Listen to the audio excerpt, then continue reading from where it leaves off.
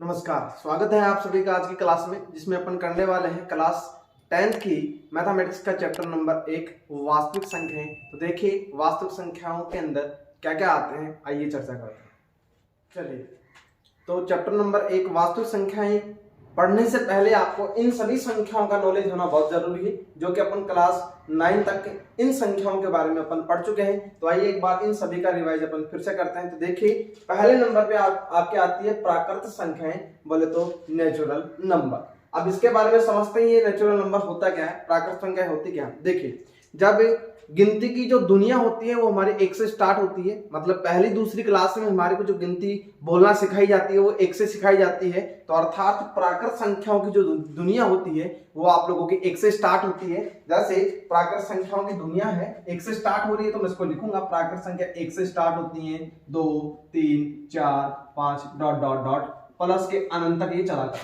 मतलब कि इसमें सभी की सभी जो नंबर हैं आपके धनात्मक होंगे तथा इनकी जो दुनिया स्टार्ट होगी वो आपकी +1 से स्टार्ट होगी। तो वो संख्याएं आपकी कहलाती हैं प्राकृतिक संख्याएं। चलिए अपन बात करते हैं पूर्ण संख्याओं की। जब मैं प्राकृत संख्याओं के अंदर अगर 0 ऐड कर दूं तो बनने वाली संख्याएं जो होती हैं वो पूर्ण संख्याएं कहलाती हैं। मतलब ये जो नंबर है अभी थोड़ा सा आधा अधूरा है, मतलब हमारी गिनती जो है 1 से स्टार्ट हो रही है। तो अगर 1 से स्टार्ट हो रही तो अगर इसमें 0 इंक्लूड और कर दूं तो बनने वाली संख्या मेरे पास जो होंगी वो पूर्ण संख्याएं कहलाएंगी। देखिए किस प्रकार से, अगर मैं इसमें 0 और ऐड कर दूं 1 2 3 4 5 डॉट डॉट डॉट प्लस के अनंत तक ये चला करती है। मतलब इस प्राकृत संख्याओं में मैंने 0 और जोड़ दिया है, तो बनने वाली संख्याएं जो होती हैं आपकी पूर्ण संख्याएं कहलाती हैं, जिनको होल नंबर भी बोला जाता है। ठीक है, अर्थात मैं इसे एक लाइन और बोल सकता हूं, गौर से समझिएगा कि सभी प्राकृत संख्याएं पूर्ण संख्याएं होती हैं, लेकिन सभी पूर्ण संख्याएं प्राकृत संख्याएं नहीं होती। ठीक है, क्योंकि इसमें 0 आ गया है। यहां तक की सारी जो संख्या है आपके पास में, यहां तक की जो सारी संख्या है 1 से स्टार्ट होने वाली, यहां से ये वाली सारी प्राकृत संख्या है। इस वजह से मैं सभी प्राकृत संख्याओं को पूर्ण संख्या बोल सकता हूं। अब देखिए पूर्णांक संख्या, अब देखो यहां पर हमारे पास 0 की कमी खल रही थी, तो मैंने यहाँ पे 0 ऐड कर दिया, तो संख्याएं आपकी पूर्ण संख्याएं बन चुकी हैं। अब यहाँ पे मेरे पास जो पूर्णांक संख्या है जिनको इंटीजर बोला जाता है, आप लोगों ने क्लास 9 तक पढ़ा होगा संख्या पद्धति, या फिर आप लोगों की संख्या रेखा आप लोगों ने पढ़ी थी, जिसमें 0 बीच में था। आप लोगों के लेफ्ट हैंड साइड के अंदर आप लोगों का चल रहा था ऋणात्मक संख्याएं, राइट हैंड साइड के अंदर आप लोगों की चल रही थी धनात्मक संख्याएं। तो उन्हीं के अंदर मैं इसको बोलना चाहूंगा कि जब संख्याएं आपके पास में जो है धनात्मक में और ऋणात्मक में तथा आपका 0 अगर संख्याएं बन जाए तो वह आपकी पूर्णांक संख्याएं कहलाती हैं। तो यहाँ पे हमारे पास 0 की कमी थी, 0 ऐड किया तो पूर्ण संख्या आपकी बन गई है। अगर मैं इसमें ऋणात्मक संख्याएं और जोड़ दूं तो बनने वाली संख्याएं आपकी पूर्णांक संख्याएं कहलाएंगी। देखिए मैं किस प्रकार से लिखने वाला हूं, यहां से लिखूंगा, मैं यहां से लिखूंगा कि यहां से यहां तक कि 0 1 2 3 ये चलेगा यहां तक प्लस इनफाइनाइट तक। अगर मैं इसके लेफ्ट हैंड साइड के अंदर -1 -2 -3 dot dot dot minus infinite तक चला दूं तो ये वाली संख्या जो है आप लोगों की पूर्णांक संख्याएं कहलाती हैं, जिनको अपन इंटीजर नंबर कहते हैं। ठीक है, तथा ये आती है परमेय संख्या। अब देखिए यहाँ पे हमारे को कमी मिली थी 0 की, तो 0 ऐड कर किया तो पूर्ण संख्या आपकी बन गई है। अब इसमें हमारे को ऋणात्मक संख्याएं की कमी खली, तो इसमें ऋणात्मक संख्या अपने जोड़ दी, तो वह आप लोगों की पूर्णांक संख्याएं बन चुकी हैं। अब देखो संख्याएं अगर आप लोगों के पास में आधी अधूरी आ जाए, बोले तो 2 आ जाए, 2.5 आ जाए, 3.5 आ जाए, तो इनको डिफाइन करने के लिए, इनको समझने के लिए भी तो कुछ ना कुछ नंबर हमारे को चाहिए ना। तो उन संख्याओं को अपन कहते हैं कौन सी संख्याएं, परमेय संख्याएं, जिनको रैशनल नंबर बोला जाता है। अब देखिए इनको किस प्रकार से लिखेंगे, तो आप लोगों ने पढ़ा होगा, छोटे क्लासों से पढ़ा होगा कि ऐसी संख्याएं जिसको P बटा Q के रूप में लिखा जाता है, लेकिन Q का जो मान है आपके पास में 0 नहीं होना चाहिए, तो बनने वाली संख्याएं जो आपकी थी वो परमेय संख्याएं कहलाई जा रही थी। लेकिन यहाँ पे P और Q के बारे में एक बिंदु था, P व Q के बारे में बिंदु था कि क्या होने चाहिए, आप लोगों की पूर्णांक होने चाहिए, लेकिन Q का मान क्या होना चाहिए आप लोगों के पास में 0 के अलावा। इस Q का मान होना चाहिए, इस Q का मान 0 के अलावा। जीरो के अलावा पूर्णांक, ध्यान से समझिएगा, जीरो के अलावा पूर्णांक, तो वो संख्या आप लोगों को कहलाई जा रही थी, वो परमेय संख्या आप लोगों को कहलाई जा रही थी। अब देखिए इसका एग्जांपल मैं आप लोगों को देता हूं। जैसे मान लो मैंने यहाँ पे एग्जांपल दिया तुम्हारे को 3/4। तो यहाँ देखो, यहाँ पे P का मान है आपके पास में 3 और Q का मान है यहाँ पे आपके पास में 4। तो P और Q दोनों आपके पास में पूर्णांक है, दोनों आपके पास में पूर्णांक है। बोले तो इस वाले पूर्णांक में से आप लोग कोई सा भी नंबर उठा के इन दोनों की जगह पे टिका सकते हो, लेकिन शर्त यह है कि Q का मान आपके पास में 0 नहीं होना चाहिए। चाहे आप लोग P और Q के मान ऋणात्मक में रख दो, चाहे धनात्मक में रख दो, किसी में भी रख दो, चाहे आप लोग P का मान 0 रख दो चलेगा, लेकिन Q का मान आपका 0 नहीं आना चाहिए। क्योंकि अगर Q का मान 0 आ जाता है तो वो संख्या, मतलब बट्टे के अंदर अगर आपका 0 आ जाता है, वह संख्या आप लोगों की जो होती है इनफाइनाइट आ जाती है, बोले तो अपरिभाषित हो जाती है, बोले तो अनंत हो जाती है। तो अनंत हमारे को पता नहीं रहता कितनी होती है, तो अनंत आ जाता है। इस वजह से यहाँ पे Q का जो मान है वो 0 नहीं लिया जाता। तो यहाँ पे ये वाली जो संख्या है आपकी परमेय संख्या कहलाएगी। जैसे मैं लिख दूं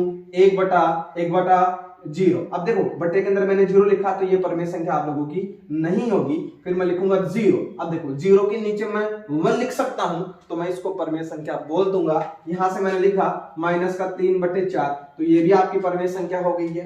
क्योंकि मैंने कहा है कि P और Q का जो मान है वो पूर्णांक होना चाहिए, लेकिन Q का मान आप लोगों को 0 नहीं आना चाहिए। बाकी और कोई से भी आप लोग संख्या लिख सकते हो, ध्यान से समझिएगा। जैसे मैंने और संख्या लिखी है, लिख दिया मैंने 2/-4। देखो 2/-4, तो Q की जगह पे -4 है और P की जगह पे आपके पास में 2 है, तो कोई बात नहीं चलेगा। ये सारी जो संख्याएं हैं आप लोगों के पास में, ये परमेय संख्या कहला रही हैं। बस शर्त ये है कि हर का मान आपका 0 नहीं आना चाहिए, तो वो संख्या जो है आप लोगों की परमेय संख्या कहलाती है। अब देखिए मैं यहां से क्या बोलने वाला हूं, समस्त प्राकृत संख्याएं आपकी परमेय संख्या कहलाएंगी, क्योंकि सभी के नीचे मैं 1 लिख सकता हूं। अगर किसी के नीचे कुछ नहीं होता है तो अपन सदैव उसके नीचे 1 मान के चलते हैं, और 1 होता है तो सभी आपकी प्राकृत संख्याएं हैं, वो सभी प्राकृत संख्याएं आपकी परमेय संख्या कहलाती हैं। और सभी पूर्णांक संख्याएं भी आप लोगों की परमेय संख्या कहलाती है, क्योंकि सभी के नीचे मैं 1 ले सकता हूं, तो सभी पूर्णांक संख्याएं भी आप लोगों की परमेय संख्या कहलाएंगे। अब बात आती है, सभी पूर्णांक संख्याएं आप लोगों के पास में परमेय संख्या कहलाएंगे, सभी पूर्ण संख्या आपके पास में परमेय संख्या कहलाएंगे, और सभी प्राकृत संख्या भी आपकी परमेय संख्या कहलाएंगी, क्योंकि सभी के नीचे मैं 1 ले सकता हूं। बस परमेय संख्या की सिर्फ शर्त यह है कि हर का मान आपके पास 0 नहीं होना चाहिए। अब देखिए बात करते हैं अपन अपरमेय संख्याओं की। अपरमेय संख्याओं की बात करते हैं, तो जो परमेय संख्या नहीं होगी वह आप लोगों की अपरमेय संख्या हो जाएंगी। अब देखो कैसे, इस वाली परमेय संख्या को आप लोग इस प्रकार भी परिभाषित कर सकते हो, 1/2। ये भी आपके पास में परमेय संख्या कहलाती है, क्योंकि मैं इसको डिफाइन करता हूं तो 2 एकम 2 और 1 कितना हो गया 3/2 आपके पास में आ रहा है, तो 3/2 एक P/Q के रूप में लिखा जा रहा है, तो मैं इसको बोल सकता हूं कि ये एक परमेय संख्या हो गई है। जैसे मैंने लिखा 2.5, तो 2.5 भी आपकी परमेय संख्या ही कहलाएगी, क्योंकि जब इसका पॉइंट हटेगा तो बट्टे के अंदर कितना लग जाएगा 10, और 25/10 है वो आपकी एक परमेय संख्या कहलाती है, क्योंकि यहाँ पे हर का मान आपका 0 नहीं है। अब देखिए इस परमेय संख्या की एक डेफिनेशन और बोल देता हूं मैं, कि ऐसी संख्या जिसका दशमलव प्रसार आपका शांत होता है वो भी आपकी परमेय संख्या कहलाती है। जैसे मैंने जस्ट आपका एग्जांपल लिया 2.5, तो ये आप लोगों की परमेय संख्या कहला रही थी, क्योंकि इसका दशमलव प्रसार आपका शांत हो गया है। अब बात कर रहे हैं अपन अपरमेय संख्याओं की, तो पहला छोटा सा कि जो परमेय संख्या नहीं होंगी वो आपकी अपरमेय संख्या हो जाएंगी। सेकंड, अगर किसी संख्या का दशमलव प्रसार अशांत बना रहा है, अनावर्ती टाइप का बन रहा है, तो वो भी आपकी अपरमेय संख्या कहलाएंगी। देखिए किस प्रकार से मैं आप लोगों के लिए लिखने वाला हूं। तो देखिए अपरमेय संख्याओं का सबसे पहले एग्जांपल लेता हूं मैं, अपरमेय संख्याओं का सबसे पहले एग्जांपल लेता हूं। ये हो गया √2, √3, √5, ये इस प्रकार की संख्या, तो ये आपकी कहलाती है अपरमेय संख्या। अब बात ये आ रही है, कई बच्चे ये कहेंगे कि सर ये परमेय संख्या क्यों नहीं हो सकती। तो देखो अगर इसके नीचे मैं 1 मान लो, बहुत सारे दिमाग लगाएंगे कि सर इसके नीचे 1 मान लो तो ये आपकी परमेय संख्या बन जाएगी। बिल्कुल गलत बात, नहीं बनेगी। क्यों नहीं बनेगी समझिएगा। मैंने आपको क्या कहा है कि P और Q पूर्णांक होने चाहिए। P और Q क्या होना चाहिए आपके पास पूर्णांक, और Q का मान आपका 0 नहीं होना चाहिए, तो वो परमेय संख्या बनेगी, राइट। अब देखो यहाँ पे Q का जो मान है वो 0 नहीं है, मतलब ये तो चल रहा है और पूर्णांक भी है आप लोगों का। लेकिन मुझे जरा बताओ, ये जो आपके पास में √2 बन रहा है, ये क्या पूर्णांक बन रहा है क्या? मैंने यहाँ पे कहा था, और पूर्णांक हमारे को पता है 0 माइनस में चलते हैं, और अगर आप लोगों के पास में प्लस में चल रहे हैं तो पूर्णांक के अंदर कहीं पे भी √2 लिखा हुआ नहीं आता है। तो मैं कह सकता हूं कि दोनों आपके पूर्णांक, दोनों में से अगर कोई भी एक पूर्णांक नहीं हुआ तो आपके परिमेय संख्या के अंदर बदल जाएगी। मतलब परिमेय संख्या होने के लिए दोनों नंबरों का पूर्णांक होना जरूरी है, अदरवाइज वो परिमेय संख्या नहीं कहलाएगी, अपरिमेय संख्या बोली जाएगी। तो ये सारी संख्या क्या हो गई आपके पास में? अपरिमेय संख्या, क्योंकि ये तो पूर्णांक है आपका, लेकिन ये आप लोगों का पूर्णांक नहीं है, इस वजह से ये आपकी अपरिमेय संख्या हो गई है। अब और एग्जांपल लेता हूं, जैसे मैंने लिख दिया 1.37568, ऐसे ये नंबर आपके चलते जा रहे हैं। तो देखिए इनका जो दशमलव प्रसार है वो रुक नहीं रहा है, शांत स्वभाव का नहीं है। तो ये संख्या भी आपकी क्या कहलाएगी? अपरिमेय संख्या कहलाएगी। ये संख्या भी क्या कहलाएगी? आपकी अपरिमेय संख्या। एक छोटी सी समझने वाली बात और है, एक आपके पास में होता है पाई, एक आपके पास में होता है एक होता है 22/7। ये अब देखो, पाई जो होता है आप लोगों का, पाई जो होता है अपरिमेय संख्या होता है, पाई जो होता है आपका अपरिमेय संख्या होता है, लेकिन ये 22/7 है, ये आपकी परिमेय संख्या होता है। अब देखिए क्यों, इस प्रकार से क्यों होता है? क्योंकि आप लोगों ने भी पढ़ा है और हम लोग भी ऐसे ही पढ़ के आए हैं कि जब प्रश्न सॉल्व करते हैं तो पाई बराबर अपन 22/7 लेके चलते हैं, लेकिन कभी भी जो पाई होता है वो 22/7 के बराबर नहीं होता है, ये अप्रोक्सीमेट आता है। पाई लगभग बराबर होता है किसके? अपन ऐसे मान के चलते हैं लगभग बराबर होता है किसके? 22/7 के। लेकिन पाई हमेशा 22/7 के एग्जैक्ट बराबर नहीं होगा, ये लगभग बराबर मान के चलते हैं। कैलकुलेशन को थोड़ा शॉर्ट बनाने के लिए, हमारे को उत्तर जल्दी पकड़ाने के लिए, जल्दी लाने के लिए हम लोग पाई का मान 22/7 लेके चलते हैं, लेकिन वास्तव में 22/7 होता नहीं है। तो ये जो पाई जो होती है, ये तो आपके पास में परिमेय संख्या होती है, लेकिन जो 22/7 होता है ये आपके पास में परिमेय संख्या ही होता है। क्योंकि इसको P/Q के रूप में लिखूंगा तो P का मान 22 है, Q का मान आपके पास में 7 है, तो जो दोनों पूर्णांक है और दोनों पूर्णांक होते ही आपके पास में परिमेय संख्या बन चुका है। अब बात कर रहे हैं E की, तो E भी आपका अपरिमेय संख्या होता है। इसको आप लोग पढ़ोगे 11th क्लास के अंदर कि E क्या होता है, किस प्रकार से कामिली आता है। इसका जो प्रसार होता है वो भी आप लोगों के अशांत प्रकृति का होता है, इस वजह से ये आप लोगों का जो होता है अपरिमेय संख्या के अंदर काउंट होता है। अब देखिए, अब बात करते हैं वास्तविक संख्याओं की। तो वास्तविक संख्याओं के अंदर क्या होते हैं? इन सभी की जो पिताजी हैं वो आपके पास में वास्तविक संख्याएं होती हैं, क्योंकि वास्तविक संख्याओं के अंदर आपकी परिमेय संख्या प्लस अपरिमेय संख्या दोनों मिलकर आप लोगों को क्या बनाती है?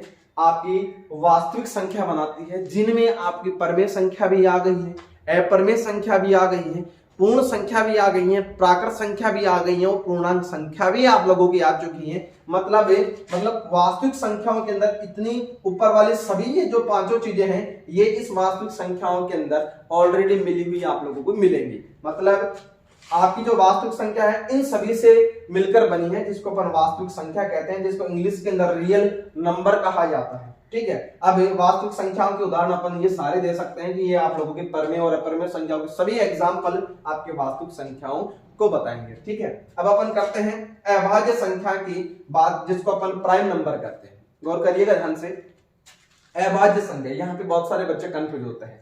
अब ये बात है कि अभाज्य जो संख्या होती है वो क्या होती है? देखो, अभाज्य संख्या वह संख्या होती है जिसमें जो गुणनखंड होते हैं वो हमेशा दो ही होते हैं। कितने? दो। कौन कौन से होंगे? एक तो संख्या खुद और एक 1। अगर इन दोनों के अलावा अगर तीसरा गुणनखंड कोई निकल के आया तो वह अभाज्य संख्या नहीं होगी। मतलब अभाज्य संख्या होने के लिए संख्या का केवल और केवल दो गुणनखंड होना जरूरी है, दो के अलावा आपके पास तीसरा नहीं बनना चाहिए। देखो किस प्रकार से मैं आप लोगों को समझाने वाला हूं, देखिएगा। कोई भी एलिमेंट देख लीजिए, जैसे मान लीजिए 2 हो गया, 3 हो गया, 5 हो गया, 7 हो गया। इनमें या तो 1 का भाग जा रहा है या फिर 2 का भाग जा रहा है, या फिर इसमें भी 1 का भाग जा रहा है या 3 का भाग जा रहा है। तो ये जो सभी संख्याएं हैं ये आप लोगों के पास में अभाज्य नंबर कहलाएंगे, आपके प्राइम नंबर्स आप लोगों के कहलाएंगे, जिनमें भाग आपके एक का और खुद संख्या का ही जाना चाहिए। बोले तो दो गुणनखंड के अलावा तीसरा गुणनखंड नहीं होना चाहिए। अब बात करते हैं भाज्य संख्याओं की। तो भाज्य संख्याओं के बारे में आप लोग सभी भली भांति परिचित हैं। भाज्य संख्या वो कहलाते हैं जिनमें दो से अधिक संख्याओं का भाग जाता है। दो का तो जाएगा ही जाएगा, दो से अधिक संख्याओं का भी भाग जाएगा, तो वो आप लोगों के पास में जो संख्याएं हैं वो आपकी कहलाएंगी भाज्य संख्याएं, बोले तो कंपोजिट नंबर। अब देखिए किस प्रकार की वो संख्या बनती हैं, आप लोग जानते हैं इन सभी को। जैसे मैं बोल सकता हूं कि 4, मैंने लिखा 6, मैंने लिखा 8, ये सभी जो संख्या है आप लोगों के पास में ये भाज्य संख्या कहलाएंगी, जिनमें बहुत सारी संख्याओं का आप लोगों के भाग जाएगा। जैसे मान लें 4 के अंदर 4 का भी जा रहा है, 2 का भी जा रहा है, 1 का भी जा रहा है, 6 के अंदर 3 का जा रहा है, 2 का जा रहा है, 1 का जा रहा है और 6 का खुद का जा रहा है। 8 के अंदर 4 का जा रहा है, 2 का जा रहा है, 8 का खुद का जा रहा है और 1 का जा रहा है। तो देखो बहुत सारी संख्याओं का भाग जा रहा है। तो ये सारी जो संख्या है आप लोगों को कहलाती हैं भाज्य संख्याएं, और ये ऊपर वाली कहलाएंगी अभाज्य संख्याएं। मतलब भाज्य का डेफिनेशन इस तरीके से ले सकते हो, जिसके बहुत सारे गुणनखंड हो जाएंगे वो आपकी भाज्य संख्याएं, और जिसके केवल 2 ही गुणनखंड होंगे वो आपकी कहलाएंगी अभाज्य संख्याएं, बोले तो प्राइम नंबर्स। उम्मीद है कि यहाँ तक जो संख्याओं के बारे में आप लोगों को नॉलेज चाहिए था वो आपको ध्यान से समझ में आया होगा। अब प्रश्नावली का जो मेन टॉपिक है, जो यूक्लिड विभाजन प्रमेय का और एल्गोरिथम विधि है, आइए उसके बारे में चर्चा करते हैं। ये आपको बताना बेहद जरूरी था, क्योंकि इन सभी का यूज आप लोगों की चैप्टर नंबर 1 वास्तविक संख्याओं के अंदर होने वाला है। तो आप लोग इनको ध्यान से समझ लीजिए। अब अपन बढ़ते हैं यूक्लिड विभाजन प्रमेय का, जो आप लोगों के लिए नया चैप्टर है। अब देखिए उसमें क्या चलेगा, बहुत इंटरेस्टिंग सब्जेक्ट है, बहुत इंटरेस्टिंग टॉपिक है, आपको ध्यान से समझते चलना है। ये लीजिए आपके पास में सभी संख्याएं मैंने लिख दी हैं, अच्छे से आप लोग समझ लिए होंगे उम्मीद है। चलिए यूक्लिड विभाजन प्रमेय का अपन पढ़ते हैं। चलिए तो ये है यूक्लिड विभाजन प्रमेय का कि दो धनात्मक पूर्णांक a और b दिए रहने पर ऐसी अद्वितीय पूर्ण संख्याएं q और r विद्यमान है कि a बराबर bq प्लस r, जहां पे 0 is less than equals to r is less than b। ये यूक्लिड विभाजन प्रमेय का कथन है। अब देखिए इसको समझाने के लिए पहले मैं आपको कुछ भाग करवाऊंगा, जिससे आपको पता चलेगा कि वास्तव में यूक्लिड विभाजन प्रमेय का है क्या और वास्तव में हमारे को ये क्या कहना चाह रहा है। ध्यान से समझिएगा। इसके लिए मैं 1-2 एग्जांपल भाग के ले रहा हूं, ध्यान से समझना ये क्या किस प्रकार से बनेंगे। जैसे मैंने लिखा 5 के अंदर भाग लगाया मैंने 3। एक एग्जांपल ये है कि 2 का भाग लगाया मैंने 4 के अंदर। एक भाग मैंने लगाया 6 का भाग मैंने लगाया 6 के अंदर। एक भाग मैंने ये लगाया है, ठीक है। एक भाग और ले लेता हूं, मैं। जैसे मान लो 3 का भाग लगाया मैंने 2 के अंदर, एक भाग मैंने ये ले लिया। अब इसके बारे में समझिएगा। ये कथन समझने के लिए आपको इन सभी को समझना बहुत जरूरी है, जो कि आप लोग पहली क्लास से या फिर 5वीं-6वीं क्लास के अंदर भाग अच्छे से पढ़ के आए हो, ठीक है। अब देखिए ध्यान से इसको मैं किस तरीके से बना रहा हूं, देखना।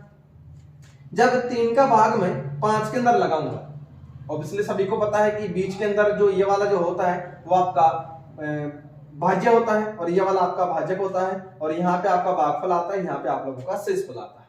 अब यहाँ पे बीच के अंदर लगभग बार अपन छोटी क्लासों में ऐसा ही करते आए हैं कि बीच के अंदर आपकी संख्या बड़ी होती है और यहाँ पे भाग लगाई जाती है, वो संख्या आपकी छोटी होती है। अब देखिए जब मैं 5 के अंदर 3 का भाग लगाऊंगा तो मुझे पता है 3 एकम 3 कितनी बार जाएगा, 3 बार जाएगा, और शेषफल आपके पास कितना बचा, 2 बचा। शेषफल मेरे पास 2 बच गया है। अब 4 के अंदर मैं भाग लगाऊंगा 2 का, तो 2 बार गया है, ठीक है। और कितनी बार गया, 2 दूनी 4, 4 आ गया, 4 में 4 घटा, शेषफल मेरे पास 0 बच गया है। फिर यहां से दूंगा मैं 6 का भाग 6 में दूंगा, 6 का भाग 6 में दूंगा, एक बार आया है, और फिर आपका घटाऊंगा तो कितना आ जाएगा, मेरे पास 0 आएगा।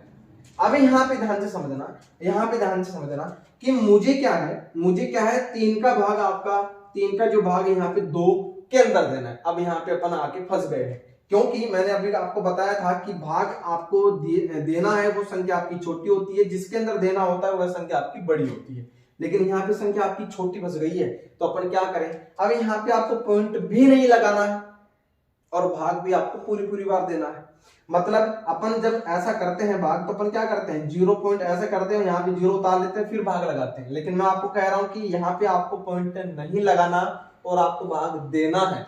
देखिए किस प्रकार से मैं इसका सोल्व करने वाला हूं। अब मैं, आप लोग जनरली जानते हो कि यहाँ पे आप लोगों ने भाग लगाया तो 3 का पाड़ा एक बार बोला है तो आपके पास 3 आया, फिर 3 का पाड़ा 2 बोलोगे तो आपके पास 6 आएगा, 3 का पाड़ा 3 बोलोगे तो आपके पास 9 आएगा। इसी प्रकार से आप लोग भाग देते हो। मतलब भाग की जो गिनती है वो आप लोग 1 से स्टार्ट करते हो, लेकिन मैं भाग देने की गिनती 0 से भी स्टार्ट कर सकता हूं, तो कितना आएगा मेरे पास, 0 आएगा। ऐसा भी तो कर सकता हूं ना, एक स्टेप में पीछे ले जाऊं तो मेरे पिताजी का कुछ नहीं जाएगा। अब देखो यहाँ पे देखो मैं 3 का पाड़ा अगर एक बार बोलता हूं तो 3 आता है, तो 3 तो आपका 2 से ज्यादा आ गया है, तो मुझे कमी करना है। तो मैं क्या करूंगा, 3 गुणा 0 बराबर मेरे पास कितना आ जाएगा, 0। मतलब एक कदम मैं पीछे ले जाऊंगा। अब एक कदम पीछे ले जा रहा हूं तो यहाँ पे मैं पाड़ा कितनी बार बोलूंगा, 0 बार बोलूंगा, तो यहाँ पे मेरे पास कितना आ गया है, 0। अब यहाँ पे देख लीजिए 2 के अंदर से 0 आपका घटा तो मेरे पास कितना बच गया है, 2 बच गया। उम्मीद है कि यहाँ तक आपको सभी भाग अच्छे से समझ में आए होंगे। इतनी तो उम्मीद कर ही सकता हूँ, क्योंकि 10वीं क्लास में आ गए हो तो भाग देना तो आता ही होगा। अब देखिए ध्यान से, अब इन सभी का लिखने का जो मोरल है अभी आपको अच्छे से एकदम क्लियर हो जाएगा कि मैं इन सभी चीजों की बातें क्यों कर रहा हूं। अब जरा मुझे एक चीज बताना छोटी सी, ये वाला जो होता है ये आपका होता है भाजक, गौर फरमाइएगा, ये आपका होता है भाज्य, ये होता है भागफल, और ये होता है आपका शेषफल। सभी के अंदर ऐसा ही चलता है। अब देखिए ध्यान से, ये जो 5 है, इधर वाला 5, इधर वाला 5, ये इन दोनों की गुणा, इसके गुणा और इसके जोड़ के बाद में आपका 5 मिला है। मतलब मैं क्या लिख सकता हूं, 3 गुणा 1 प्लस आपका 2। ध्यान से समझना, 3 गुणा 1 प्लस 2, इसके बावजूद ही मुझे 5 मिला है। अब ध्यान से समझना, इस वाले को कैसे लिखूंगा, इस वाले को लिखूंगा मैं क्या, कि 4 मुझे कब मिला है, जब इसका और इसका मैं गुणा करवाया, और ये मैंने जोड़ा तो मेरे पास 4 मिला। इसको मैंने कैसे लिखना है, इसको मैं लिखूंगा 6 मुझे कब प्राप्त होगा, जब मैं 6 को गुणा करवाऊं 1 से और शेषफल में इसमें जोड़ दूं 0।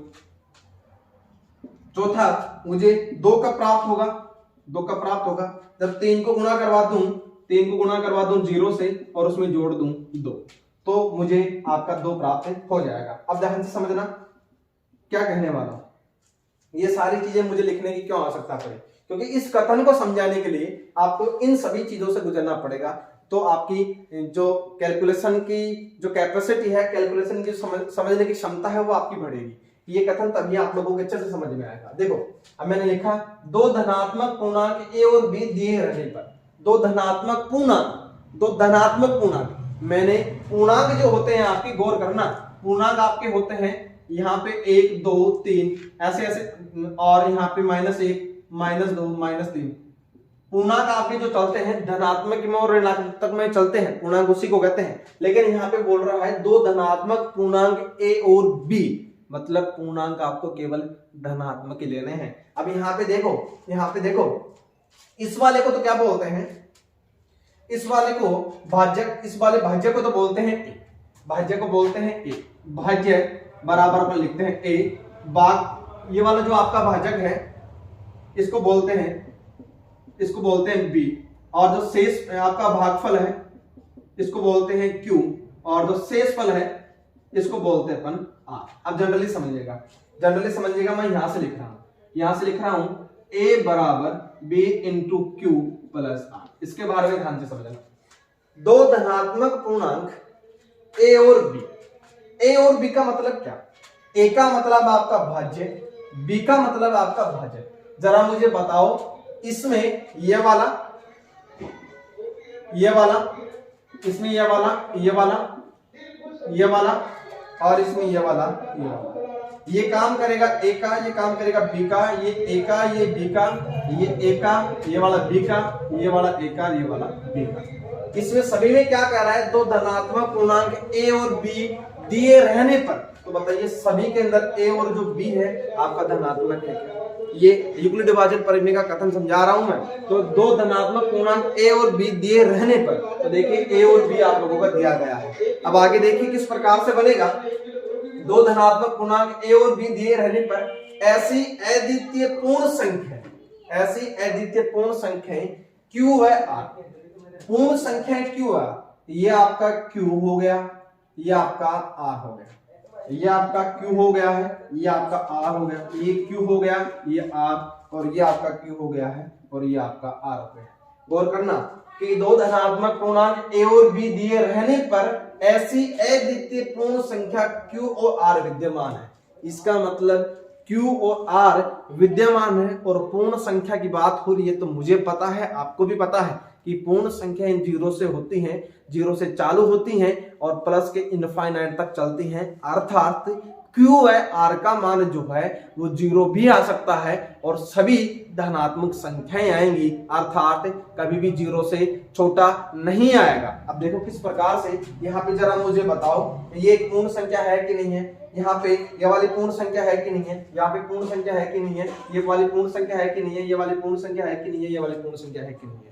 इसका मतलब ये हुआ कि a और b का जो मान होगा वो आपके धनात्मक पूर्णांक होगा, मतलब भाजक और भाज्य धनात्मक पूर्णांक होंगे, तथा जो आपका भागफल और शेषफल होगा वो आपका एक पूर्ण संख्या होगा, मतलब भागफल आपका जीरो भी बच सकता है और शेषफल भी आपका जीरो भी बच सकता है। बात समझ में आ रही है? जैसा कि यहाँ पे दिखाया गया था, यहाँ पे देखो भागफल आपका जीरो बन रहा है, जो कि जीरो एक पूर्ण संख्या है, इस कथन को सेटिस्फाई करवा रहा है। यहाँ पे शेषफल आपका जीरो बच रहा है, तो भी ये आप लोगों आर का काम कर रहा है, और आर क्यू और आर आपको दिया गया था कि पूर्ण संख्या है, तो ये वाली पूर्ण संख्या है। इसका मतलब ये निकला कि आपका जो भागफल है और शेषफल है एक पूर्ण संख्या प्राप्त होंगी, जिसमें आपका जीरो भी शामिल होगा। बात समझ में आ रही है? अब चलिए इस कथन के बारे में अपन बात करते हैं। a बराबर बी क्यू प्लस आर, मतलब किसी भी भाग को अपन इस वाले टर्म के अंदर अगर लिख दें, इस वाले टर्म के अंदर लिख दें, तो वह आप लोगों की यूक्लिड विभाजन प्रमेय कहलाती है।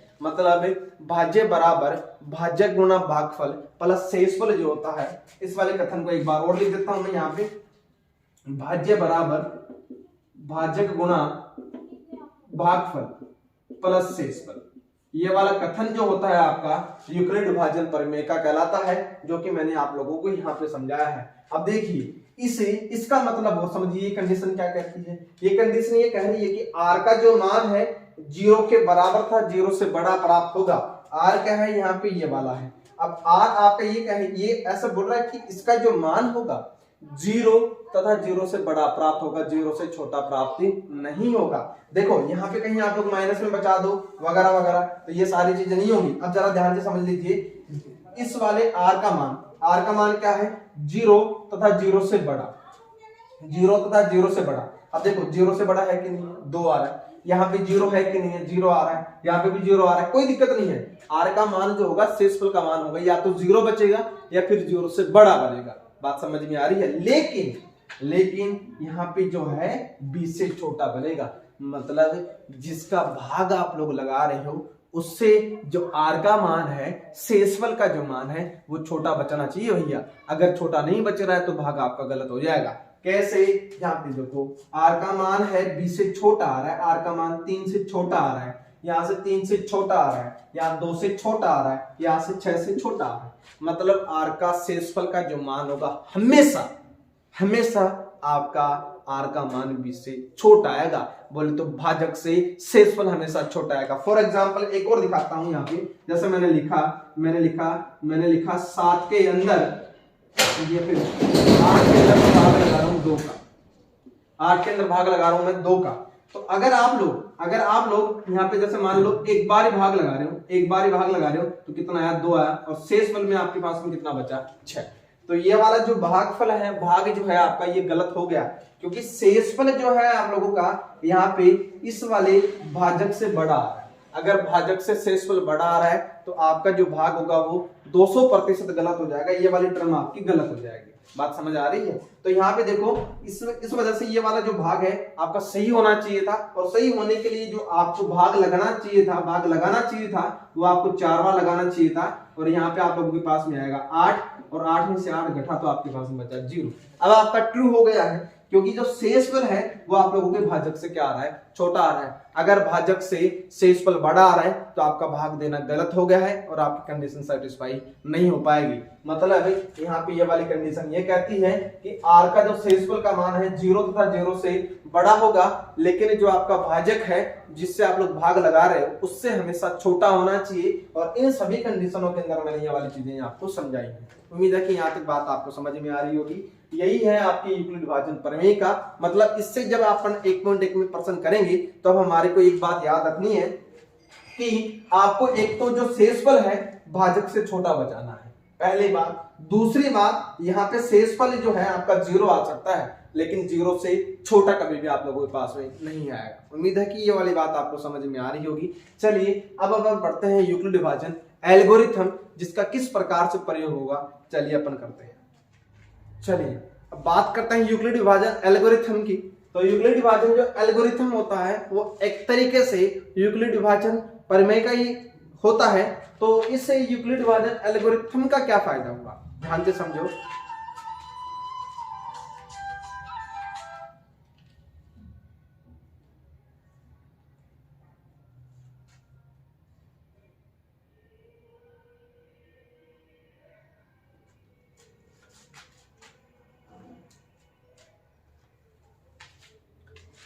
चलिए तो यूक्लिड विभाजन एल्गोरिथम अपन पढ़ते हैं। तो यूक्लिड विभाजन एल्गोरिथम जो होता है यूक्लिड विभाजन प्रमेय का ही दूसरा रूप होता है।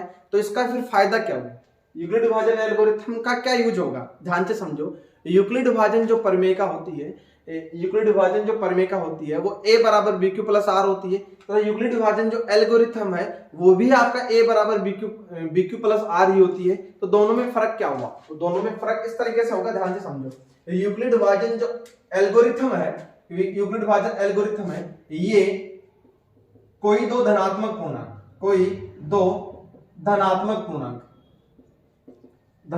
पूर्णांक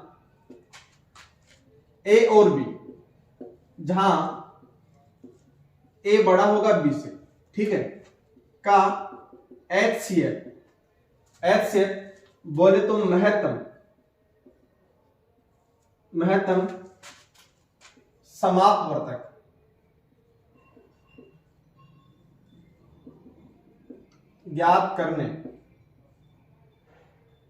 समापवर्तक ज्ञात करने के लिए किया जाता है। यूक्लिड विभाजन एल्गोरिथम का जो उपयोग है वो किन्हीं भी दो धनात्मक जो पूर्णांक होंगे उनका HCF बोले तो महत्तम समापवर्तक ज्ञात करने के लिए किया जाता है। कैसे, क्यों, ऐसा ही क्यों, ध्यान से समझो। अगर अपन को HCF निकालना है तो अपने पढ़ा है अभाज्य गुणनखंड की सहायता से अपन HCF निकाल सकते हैं, लेकिन दोनों में फर्क क्या होगा, किस प्रकार से एल्गोरिथम विभाजन प्रमेय का काम में ली जाएगी, ध्यान से समझो। जैसे अपन ने कहा, मैंने कहा कि HCF जो होता है अपन ने अभाज्य गुणनखंड की सहायता से निकाला, ठीक है, तो फिर इसकी जरूरत क्यों पड़ी, ये बिना वजह थोड़ी दे दिया। अब ध्यान से समझो, जब मैंने कहा कि मेरे पास संख्या 12, एक संख्या 12 है और एक संख्या 48, दोनों को बहुत बढ़िया तरीके से समझना है आपको कि 12 और 48, मैंने कहा कि इसका आप लोगों को HCF निकालना है। तो अपन ने कहा कि सर इसका गुणनखंड कर लो, इसका गुणनखंड कर लो, तो आप लोगों का HCF आ जाएगा। तो देखो HCF होने का मतलब क्या होगा, मैंने किया 12 के टुकड़े, तो 12 के टुकड़े 2 का भाग जाएगा 6 बार, फिर 2 का भाग दूंगा 3 बार, फिर 3 का भाग दूंगा 1 बार, ये इसके टुकड़े हो गए। तो 12 के टुकड़े मैंने लिखे 2 गुणा 2 गुणा 3, 2 गुणा 2 गुणा 3, ये मैंने लिख दिया है। फिर मैंने लिखा 48 के टुकड़े, 48 के टुकड़े करूंगा तो लिखूंगा 2 दूनी 4, 2 चौके 8, फिर 2 का दूंगा 12, फिर 2 का दूंगा 6, फिर 2 का दूंगा 3, फिर 3 का दूंगा, फिर आप लोगों के पास में 1। तब तक भाग देते जाना तब तक कि आप लोगों के पास में शेषफल 1 आ जाए, ठीक है। अब ध्यान से समझोगे, इसके गुणनखंड मुझे लिखने हैं 48 के, मुझे गुणनखंड लिखने हैं 48 के, तो मेरे पास लिखे जाएंगे 2 गुणा 2 गुणा 2 गुणा 2 गुणा 3, 1 2 3 4, 1 2 3 4 और ये 3 आपका ऐसे कैसे। अब HCF आपको निकालना था, किस किस का निकालना था, 12 और 48 का।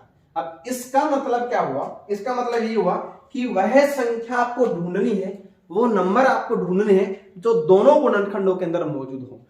कैसे, ध्यान से समझो। यहां पे मैंने देखा कि 2 गुणा 2 और गुणा 3, मतलब 2 का एक जोड़ा और 3 आपके इसमें दोनों के अंदर मौजूद होना चाहिए। अगर ऐसा है तो वह संख्या आप लोगों के HCF के अंदर कन्वर्ट हो जाएगी। देखो कैसे, क्या यहाँ पे देखो इस प्रकार का जोड़ा का आपको कहीं भी दिख रहा है क्या? बिल्कुल मुझे दिख रहा है, ये भी 2 गुणा 2 गुणा 3, 2 गुणा 2 गुणा 3, तो यही आप लोगों का HCF हो जाएगा। तो इसको लिखूंगा मैं 2 गुणा 2 गुणा 3, यही आपका HCF होगा। तो लिखूंगा 2 दूनी 4 और 4 3 12, इसका क्या कहलाया जाएगा, इसका HCF हो जाएगा आपके पास में 12। उम्मीद है कि यहां तक बात आपको समझ में आई होगी। तो फिर इसकी जरूरत क्यों पड़ी? अब देखो ध्यान से, इसकी जरूरत ये पड़ी, पहले आप लोगों को मैं समझाता हूं कि ये विभाजन एल्गोरिथम किस प्रकार से करेंगे। देखो, जब भी आपको दो संख्या दी जाएंगी तो HCF निकालने के लिए आप लोगों को यूक्लिड विभाजन एल्गोरिथम का प्रयोग किया जाता है और यूक्लिड विभाजन एल्गोरिथम ही यूक्लिड विभाजन प्रमेय का ही दूसरा रूप है। ठीक है, दोनों चीजें एक ही हैं। तो मैं लिख रहा हूं कि इसको अपन लिखते हैं A बराबर BQ प्लस R, ऐसा अपन लिखते हैं। जहां पे 0 से बड़ा और 0 के बराबर होगा R, लेकिन हमेशा छोटा होगा 20 से। ये कंडीशन अपने साथ चल रही थी। ठीक है, अब ध्यान से समझो, इसका HCF, इसका जो HCF, इन दोनों का HCF, इसकी सहायता से कैसे निकालूंगा। पहले तो आपको दी गई दोनों संख्याओं में छोटी बड़ी संख्या की पहचान करनी है कि बड़ी संख्या कौन सी है, छोटी संख्या कौन सी है। तो मैंने देखा कि 48 आपका बड़ा है, मैंने देखा 12 और 48 में 48 बड़ा है। तो जो संख्या बड़ी है उसके अंदर आपको छोटी संख्या का भाग लगाना है। बहुत ही बढ़िया तरीके से समझते जाना। 48 के अंदर मुझे 12 का भाग लगाना, तो ये लो मैं 12 का भाग लगा रहा हूं 48 के अंदर। ये लो कितनी बार गया, 12 कम 12, 12 दूनी 24, 12 तीन 36, 12 चौक 48, 4 बार गया 48 आ गया। तो शेषफल कितना आ गया, 0। याद रखना, जब शेषफल आपके पास में 0 आ जाए, उससे पहले आप लोगों ने किस संख्या का भाग लगाया था, वही आपके पास HCF कहलाता है। अब देखिए, 0 आने से पहले आप लोगों ने कितनी संख्या का भाग लगाया था, 12 का, तो ये 12 ही आपका क्या कहलाता है, HCF।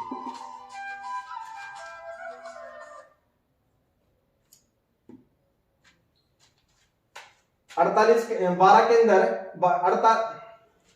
48 के अंदर मैंने 12 का भाग लगाया, तो 4 बार गया और शेषफल कितना आ गया, 0। तो यहाँ पे शेषफल 0 आती, इससे पहले कितने का भाग लगाया था, 12 का। तो मेरे पास जो HCF आया है वो कितना आ गया, 12, और यहाँ पे मेरे पास HCF कितना आ रहा था, 12। इस वजह से आप लोगों के पास में यूक्लिड विभाजन एल्गोरिथम का प्रयोग किया जाता है। लेकिन फिर भी आप लोगों को समझ नहीं आ रहा तो ध्यान से समझो। अब इसको इसके अंदर तुलना आपको करनी है। तुलना का मतलब कैसे निकलेगा वो भी समझ लीजिए। अगर आपको बोल दूं मैं 21,448 और 7,648, मैंने ऐसा लिखा। अब मैं आपको कहूंगा कि दोनों का HCF निकालो, तो आप लोगों ने कहा कि सर हमारे को गुणनखंड विधि आती है। मैंने कहा कि यूक्लिड विभाजन एल्गोरिथम से भी HCF निकाला जाता है और अभाज्य गुणनखंड की सहायता से HCF निकाला जाता है। फिर दोनों में फर्क क्या हो, देखो, अगर मैं इसके गुणनखंड करता हूं तो गुणनखंड में थोड़ा सा मुझे टाइम लग जाएगा, मतलब कैलकुलेशन है थोड़ी सी स्ट्रॉन्ग बन जाएगी, बहुत सारी माथाफुड़ी आपको करनी पड़ जाएगी। लेकिन अगर मैं इसमें भाग लगाता हूं तब तक भाग लगाते जाना है जब तक आपके पास में शेषफल 0 नहीं आ जाए। अब भाग किस तरीके से लगाऊंगा, ये तो छोटा सा था तो आपको समझ में आ गया। अभी शेषफल 0 तक कैसे पहुंचोगे, एक एग्जांपल और लेके आपको समझाऊंगा मैं। लेकिन अगर मैं इस वाली छोटी संख्या का इसके अंदर भाग लगा दूं तो इससे ज्यादा आसान रहेगा भाग लगाना, क्योंकि गुणनखंड में मुझे बहुत सारी चीजों की तुलना करनी पड़ेगी। पहले ये छोटी संख्या थी तो मुझे पता चल गया कि 2 का भाग जा रहा है, 3 का भाग जा रहा है, 2 का भाग जा रहा है, 3 का भाग जा रहा है। कुछ संख्याएं ऐसी होंगी जिसमें आपको दिमाग लगाना पड़ेगा कि भाई इसमें 23 का भाग जाएगा, इसमें 21 का जाएगा, इसमें 11 का जाएगा, इसमें 7 का जाएगा, तो वो बहुत सारा टाइम आपका खा जाएगी। लेकिन अगर भाग से करते हो तो टाइम नहीं खाएगी, आंसर आपको फटाफट दिला दोगे। अब देखिए किस प्रकार से इस वाले पर्सन को HCF को एक बार 1% से मैं आप लोगों को और समझा रहा हूं, ध्यान से समझना। चलिए, तो ये एक एग्जांपल और लेते हैं यूक्लिड विभाजन एल्गोरिथम का 135 व 225। इसके अंदर आप लोगों को HCF निकालना है। देखिए कौन सा आसान पड़ेगा। अब 135 और 225, सबसे पहले आप लोग बोलोगे सर हम लोग गुणनखंड विधि से करते हैं, तो एक गुणनखंड विधि से अपन इसको सॉल्व करते हैं। 135 के मैं गुणनखंड करता हूं तो 5 और 3 8 और ये कितना हो गया 9 हो गया। आधी संख्या को जोड़ने पर अगर उनका योग जो है 3 के मल्टीपल के रूप में आ रहा है तो 3 का भाग जाता है, तो मैं यहाँ से 3 का भाग लगाऊंगा, 3 का भाग लगा रहा हूँ, 3 चौक 12 बच गया, 1 3 5 15 45 पर गया।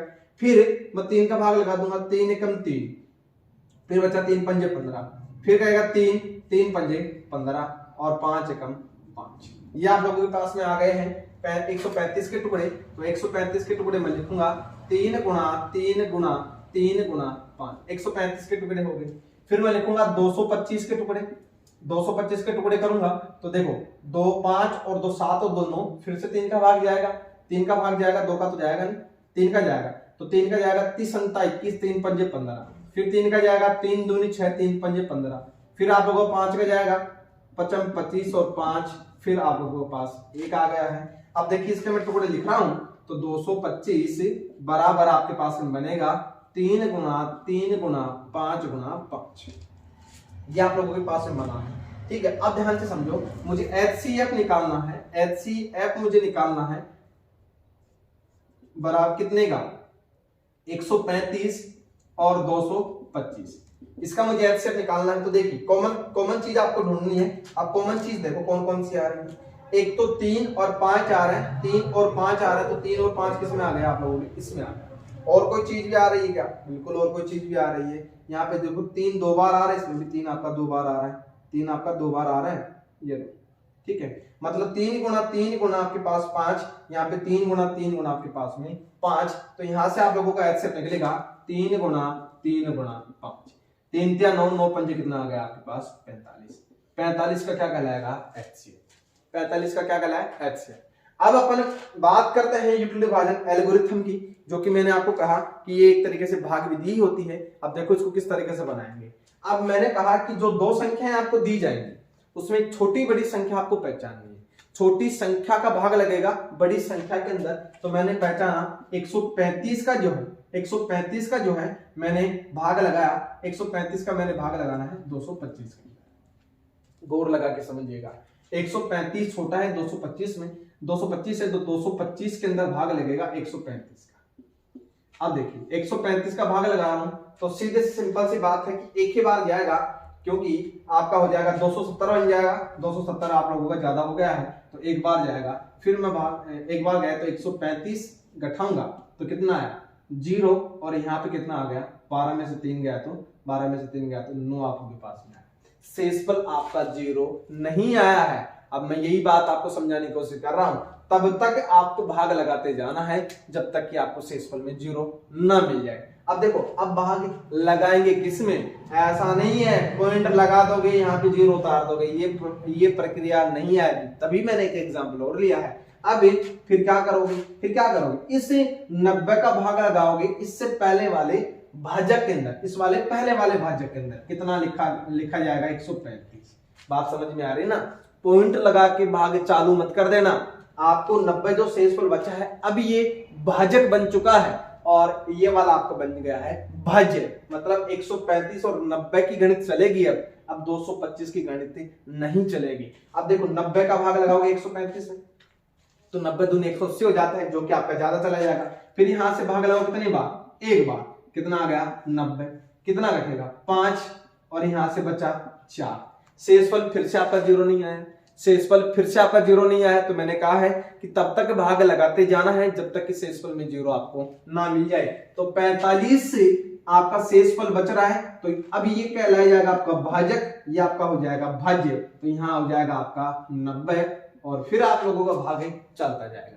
अब देखो भाग फिर से चलता जाएगा, तो यहाँ से भाग दूंगा मैं 45 का भाग दूंगा 90 के अंदर, तो 45 दूनों 90 होता है और 90 यहाँ पे बच गया शेषफल कितना 0। देखिए बात आ चुकी है, शेषफल आपके पास में कितना बन चुका है, शेषफल आपका 0 बन चुका है, शेषफल आप लोगों का 0 आ चुका है। तो मैंने आपको कह दिया है तब तक भाग लगाना है जब तक कि शेषफल आपके पास 0 नहीं आ जाए, और 0 आने से पहले जिस संख्या का आप लोगों ने भाग लगाया था वही आप लोगों का HCF कहलाएगा। तो देखो 45 आपका क्या हो जाएगा, 45 आपका क्या हो जाएगा HCF कितना 45, और यहाँ पे भी HCF आपका कितना आ रहा था 45। देखिए इसमें आपको इतनी सारी मात्राफोड़ी करनी पड़ी है, इसमें आपको कुछ नहीं करना पड़ा है।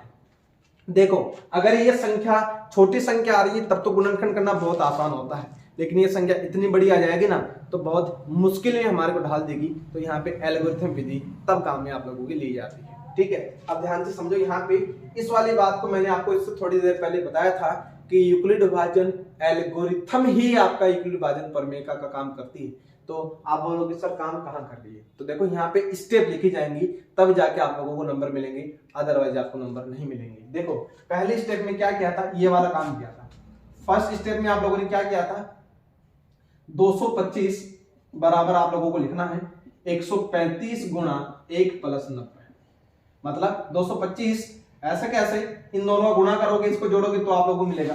देख लो यही आप लोगों को यूक्लिड विभाजन प्रमेय का आ रही है। फिर दूसरे स्टेप में आप लोगों ने क्या था, दूसरे स्टेप में आप लोगों ने क्या था, क्या 135 के अंदर भाग लगाया था। दूसरे स्टेप में 135 के अंदर कितने का, 90 गुणा 1 प्लस आपका 45, शेषफल आपका 45 था।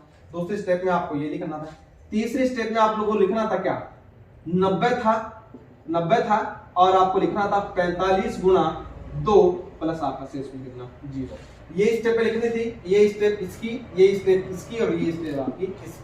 बताओ अब आपका यूक्लिड विभाजन प्रमेय का लगी कि नहीं लगी। यहाँ पे देखो लग रही है a बराबर आपका बन रहा है a बराबर bq प्लस। देखो पूरी तरीके से लग रही है। और जब यूक्लिड विभाजन एल्गोरिथम की बात की जाएगी तब ये प्रोसेस आपको ऐसी ही करनी पड़ेगी और उसके बाद ये स्टेप आप लोगों को लिखनी पड़ेगी, तभी जाके आप लोगों को पूरा नंबर मिलेगा। उम्मीद है कि यहाँ तक बातें आप लोगों को अच्छे से समझ में आई होंगी। अगले वाले वीडियो के अंदर अपन पढ़ेंगे प्रश्नावली 1.1 के एग्जाम्पल विथ लॉजिक के साथ में। आपको अच्छे से प्रश्न समझाने की गारंटी मेरी है। अब आप लोगों को इनको रिवाइज घर में समझना, इनको सॉल्व करने की जिम्मेदारी आपकी। ठीक है, चलिए अगले वीडियो के अंदर मिलते हैं, बाय।